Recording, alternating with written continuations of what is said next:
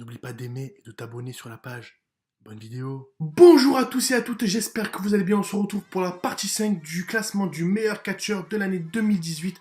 Alors juste avant, j'espère que vous avez bien mangé pour ce joyeux Noël et je vous souhaite un joyeux Rusev Day. Et oui, la veille, hier soir, à SmackDown, Rusev est redevenu le champion des États-Unis en battant enfin Shinsuke Nakamura. On en avait marre, merci mon Dieu. Donc voilà, Happy Rusev Day à tous, j'espère que vous êtes contents. On passe tout de suite au classement. En 12e position, 41 ans, Jeff Hardy, après un titre gagné juste après WrestleMania 34 des États-Unis contre Jinder Mahal, le palais du Maharaja.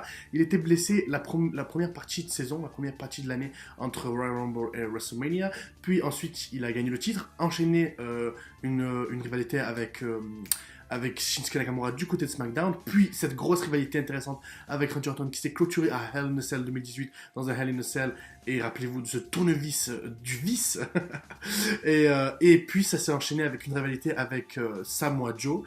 Donc qu'est-ce qu'on peut souhaiter à Jeff Hardy pour 2019? Pourquoi pas un dernier run pour le titre mondial de la WWE contre Daniel Bryan, ou bien après WrestleMania pour combler les trous. Mais voilà, un dernier run pour 41 ans, je pense qu'on est vraiment dans les 2 dernières années de sa carrière en pro et surtout la WWE, parce qu'après ça se finira en amateur. Mais très belle 11e place, 12e place pardon, pour Jeff Hardy, qui a fait une belle année, mine de rien, même après une absence à cause de blessures, mais une très bonne année et de très bons voltiges et un très bon catch. Voilà, pour cette 12e place. En 11e position, j'ai mis 2 catcheurs ex aequo parce qu'ils ont fait la même ascension. C'est Drew McIntyre et Dolph Ziggler. Voilà. Donc Dolph Ziggler a commencé l'année en tant que champion intercontinental, qu'il a perdu de suite après à WrestleMania, je crois, ou juste avant. Je crois que c'est Bobby Roode qui arrive à WrestleMania avec. Et ensuite, c'est Seth Rollins qui repart avec la ceinture. Toi, viens là. Puis ensuite, juste la veille d'après WrestleMania 34, il arrive avec Drew McIntyre et commence une rivalité avec plusieurs faces. Donc j'ai pas pu les départager parce qu'ils ont fait une même année. Donc Dolph Ziggler a bien commencé l'année, Drew McIntyre est arrivé en milieu d'année et il a fini l'année en grande pompe, vu que c'est lui qui a crevé l'affiche. Pour moi, c'était le meilleur des heels après, que ce soit le Super Showdown, que ce soit Hell in a Cell, c'était lui qui a fait, qui a fait l'artifice. Donc j'ai pas pu les départager.